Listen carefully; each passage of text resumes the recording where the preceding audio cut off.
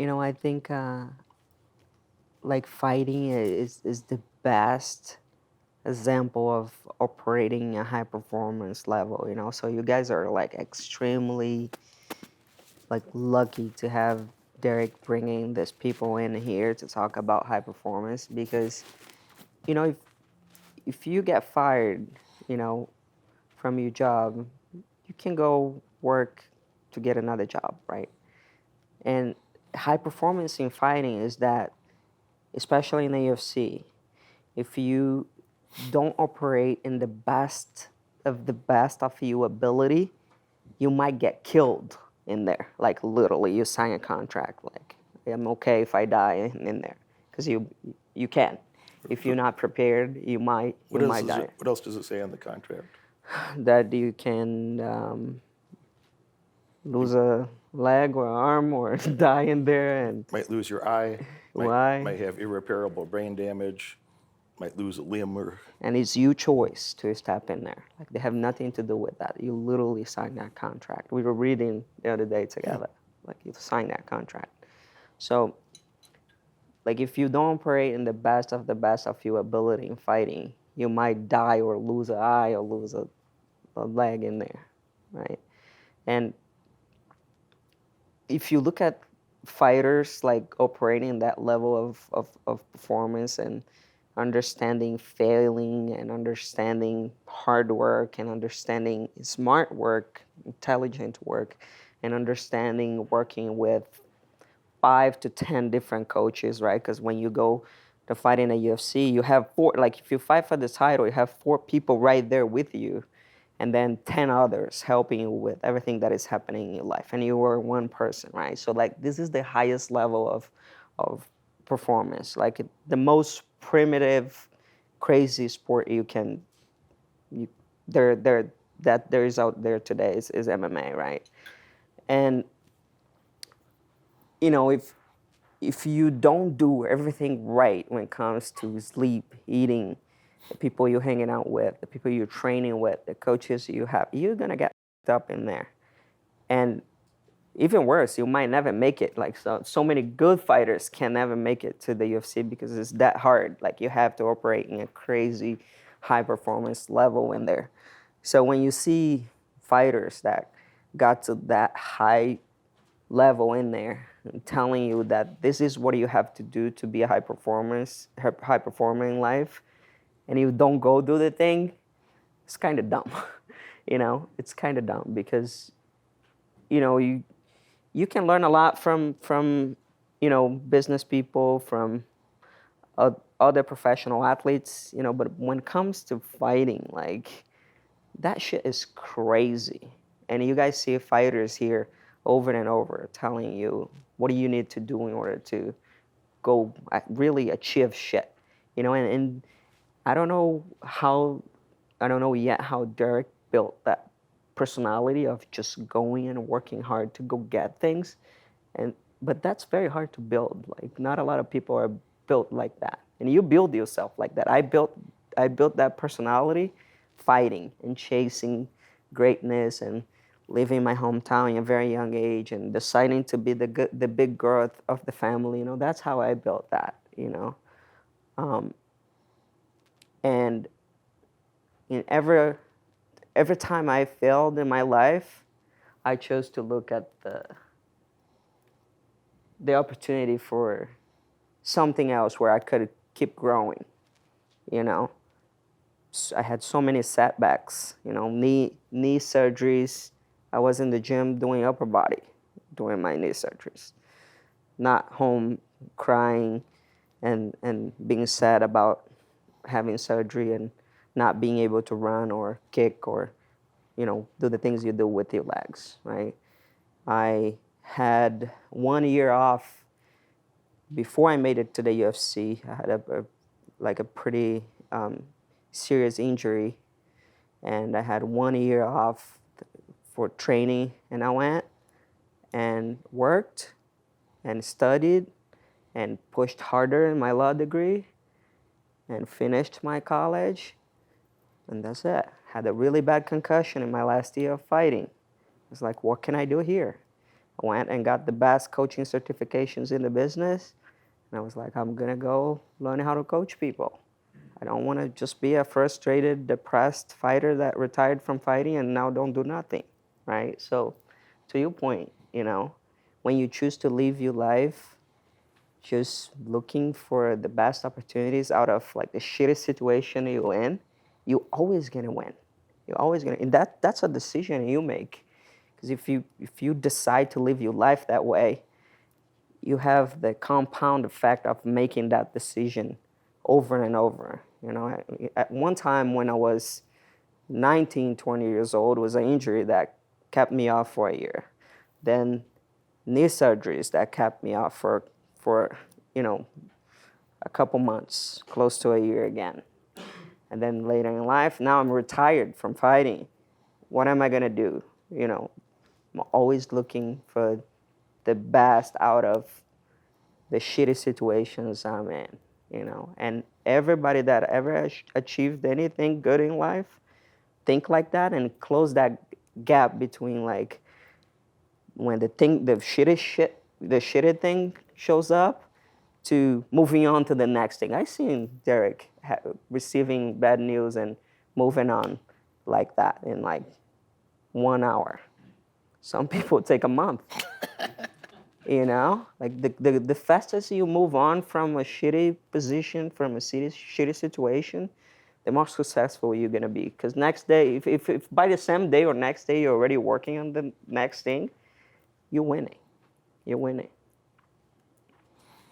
I've had a couple shitty things that you and I were together, and unpleasant things come up in life sometimes. And, I might take 10 minutes to process something, and I might feel a little bummed about something, but I didn't stop making progress that day. No. We never skipped a workout. We never skipped a training session. We never skipped anything. I'd be like, all right, that's unfortunate. Okay. And get back to work. And I do mean to be a bit of a jerk today, that like, if you really can't do that, like, there's other people that are doing that. How do you win? How do you win against those people? How do you outperform somebody that you want to sit around and cry for a month? And some other guy is just like, wow, that sucks. I wish that didn't happen that way. I wish that person didn't behave that way. Or I wish this thing didn't happen in the global economy. Yeah, that really sucks. All right. Well, next set. Time to lift the weight stack over here. And you can think about it and you can feel a little bummed, but like, it don't mean that you don't do the things that you were supposed to do today. And like when you wake up tomorrow, you might as well have a fresh mindset. Like, even if something pretty serious happens, like you should like 80 or 90% and come to terms with that. Be like, hey, yeah, that's reality, and I have to accept reality even when I don't like it. So what's the best thing I should do now? Well, let's go do that shit. But you should be 80 or 90% over it tomorrow. And you should still do whatever you were supposed to do today. Be over it tomorrow. Just keep it moving, man. You'll be dead soon enough. How many days do you guys get in a lifetime? What's an average lifetime in days, number of days? 4,000. 4,000, you poor thing. You died when you were 11. Did you say 4? 4,000, 365 in a year, so that's like age 11. You've been dead at age 11. Now, 28,000 and change is a normal lifetime, 28,000 days. And, if you're, I don't know, maybe I got 15, I'd be lucky to have 15,000 days. I probably don't have 15,000 days left. Hope I have more than 10. So, if I'm alive 12,000 more days, like how many of those 12,000 days should I sit around being a depressed bitch? It's like, that's a choice. You schedule it with yourself. Some of you guys are a little bit younger. Maybe you got, for the youngest guys here, maybe you got 20,000 days left. If you're like 20 years old, maybe you got 20,000 days left. Like, how many is that? You don't have 1,000,000 days. You don't got 100,000 days. Maybe you got 20,000 if you're like 20 years old. So like, how much of that time do you want to be like a depressed little bitch? How much of that time you want to spend being super angry or anxious, a fidgety little hoe? Like it's a choice. You can schedule it yourself. I know, modern medical people say, no, that's mean, that's wrong. It's not his fault, he's a little bitch. Yeah, but it is. Whatever happened in your life, like, it might not be your fault, but it is your responsibility to fix it. If you're going to pretend to be a man or even an adult, it is your responsibility to fix things. Might not be your fault when everything happens, but it is your responsibility to fix shit. And if you just can't deal with that, you can't cope with life, then, the people that do are just going to have a much better life. Can have a much better life. Some of you, you're going to be the best in the world at everything, but pick one or two things that you're right up there as being about the best in the world at that stuff. Anything I do, I want to be intensely, I want to be very focused and obsessive and do things intensely. I don't do anything halfway. When I went to college, I didn't go there to make friends. I have 0 friends from college. I have 0. Graduate school, I get 0 friends. There's nobody, they still text me or, try to talk to me once in a while. I'm just like, I got shit to do. I got shit to do. I'm not mad at them. It's just not the best use of my time. I'm not mad at those people. I don't wish them any harm, but if we were supposed to do something together, like at the time that we were together, when I was moving obsessively, and they're like, oh, I gotta, gotta go visit my family for the holiday, and I got this thing, and, the work, I got interviews. Like, you got a genius level IQ, you made it to the best business school in the world, and you got to go to get a job. Not smart enough to figure out how to create a job, and then how to create some more jobs. That's called a business. Just couldn't figure that out. Like, what would we talk about? What am I going to talk about with the guy that's been working at Deloitte for 10 years, doing not much? Not much. That's what we're going to talk about. Probably not much.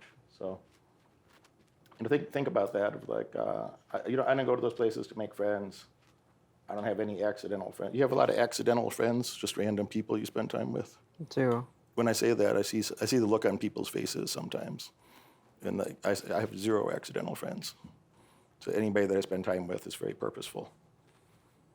It's very purposeful, and I've never seen a very successful person be offended when I say that.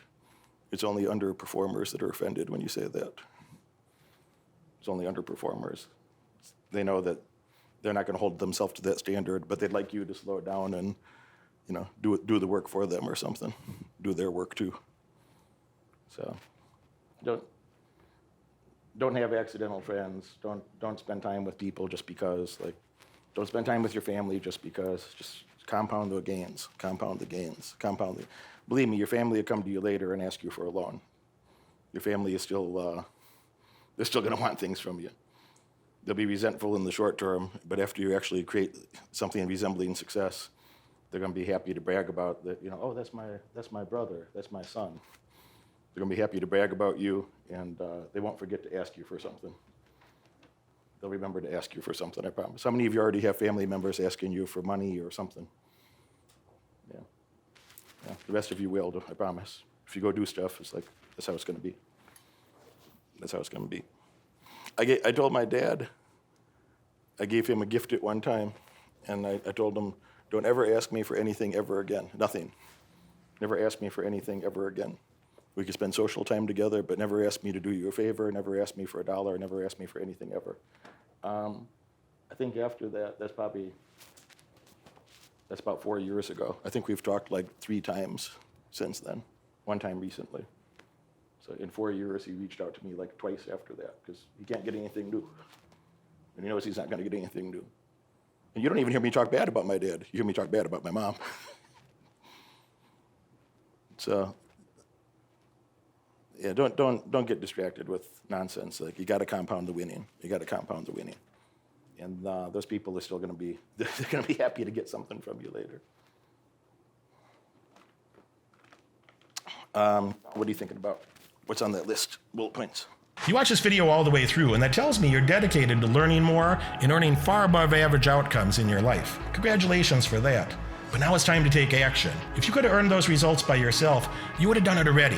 My head coach has opened up a few spots on his high-demand calendar for an in-person, one-on-one strategy session to help you. On this call, we'll give you the pragmatic advice that you can implement tonight to get laser-focused on the right metrics and leave mediocrity far behind in your past. Click that link right now in the description below and apply for your call immediately. Do it now.